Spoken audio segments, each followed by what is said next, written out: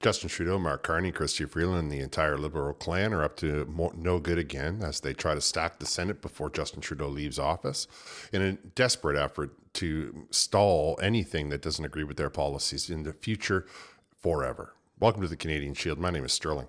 I'm your host.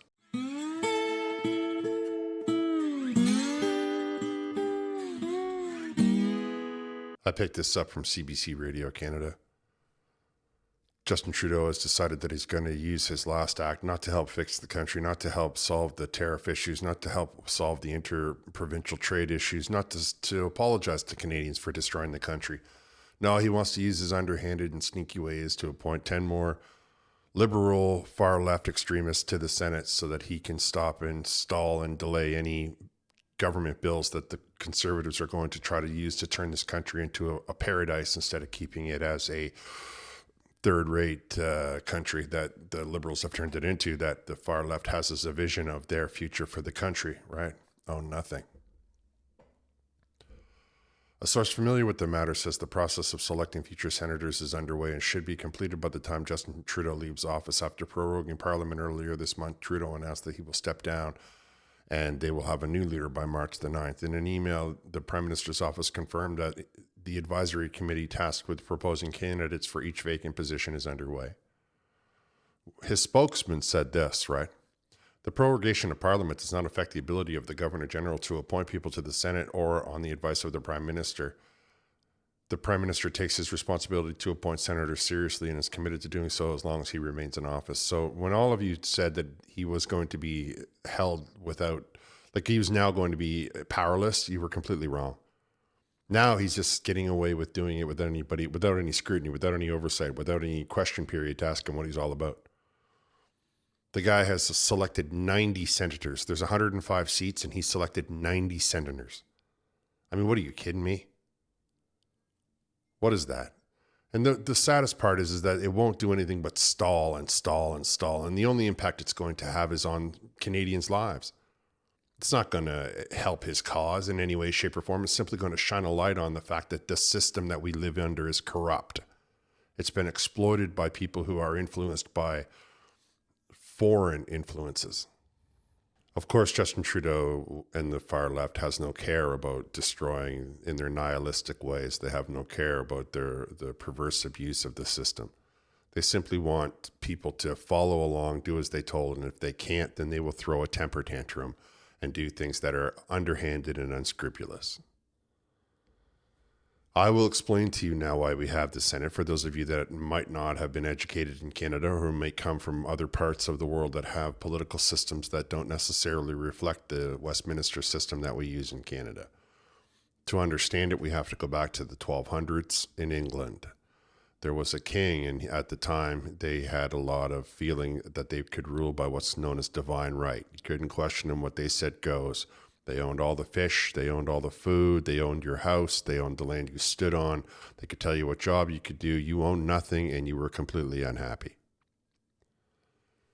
There was now the problem that everybody overlooks is that the king was fascinated with being in France. He had lands in France that he was defending. And everybody wanted to live on the continent. They didn't want to live in England, which was considered a backwater. So he was using England as a bank, as a means to pay for his wars in France, where he was fighting to, whatever kings do. They were fighting to get their stuff. And the barons of the land of the England said, that's enough. You're out of control. You're taxing my people into starvation. We can't have this. And there was a fight over it. And that fight created a document, what's known today as the Magna Carta, which is just French for the Big Charter. That was the beginning of the representation of the commoner, the greenhouse, the House of Commons. Of course, the king said, well, I can't have you making laws without my people. So that's why the Senate is referred to as the House of Lords, because he would select people, or they would select people and put them in there to counter what's supposed to be called the sober second thought. So if for whatever reason the uneducated plebes of the commoners decided they were going to pass a law, then the educated lords of the land could say, hey, listen, this is not going to work out for us. And that is exactly the role that the Senate performs in Canada, though They will approve things that do not assist Canadians because they have become a political body. They have not become a body that looks out for the best interest of Canadians. They have become a body that decides that they have yet another opportunity to change what the Canadian people want. And they have been perverted. And that's why there's 90 of them that have been selected by Justin Trudeau and only a dozen of them that are conservatives. And they try to play games. Oh, no, I'm independent. And yet they always vote the way that the Liberals want them to. So that's not very independent at all. I think we as Canadians need to understand that this is going to start a problem, and not because the problem that it creates is that it's going to draw Canadians into a partisan battle over stuff that only affects the upper crust. It's not going to help us when they say, "Oh no, well we're gonna leave this bill in the Senate for 2 years while we decide whether or not we should really axe the tax." I mean, we will be forced to subvert and go past the Senate. We will be forced to use executive orders left, right, and center, whatever we can in Canada, what's permissible. I think that it's best that we just dissolve the current seated Senate under the premise of having them run for office, and we can elect them just like they do in the United States, and they also do it in Australia. And so, before anybody tries to jump down my throat, Australia is absolutely part of the monarchy. It's one part of the Five Eyes. It's part of all the same stuff. And if they have an elected Senate down there, then we can certainly see that the model works and is functioning. But what Justin Trudeau is doing is not worrying about any of his prime ministerial responsibilities, including proroguing Parliament, and while we sit here and the Americans threaten us with tariffs, so that the Liberal Party can put forward a leader who's going to be exactly like Justin. He's not worried about the people.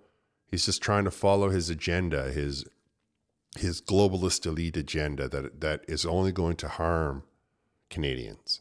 It can't be the sober second thought if they have a political agenda. It just cannot be. That the two do not match. To be the sober second thought, you must maintain impartiality. You have to look at what's best for the country, not what's best for your political party. I think this is very, very underhanded. I think that there should be something done about it. We need legislation. If we have to amend the Constitution, whatever it has to be, something has to be done. Let me know what you think down in the comments. Would you be willing to vote for senators? Do you think that we should get rid of them and have them be an elected body instead of being lawmakers that are handpicked by whoever happens to be in power at the time? Remember, they can never be removed. The lifetime appointment. They're there until they're 75. All right, I'm going to wrap here. I want to thank you for listening. I'll talk to you next time.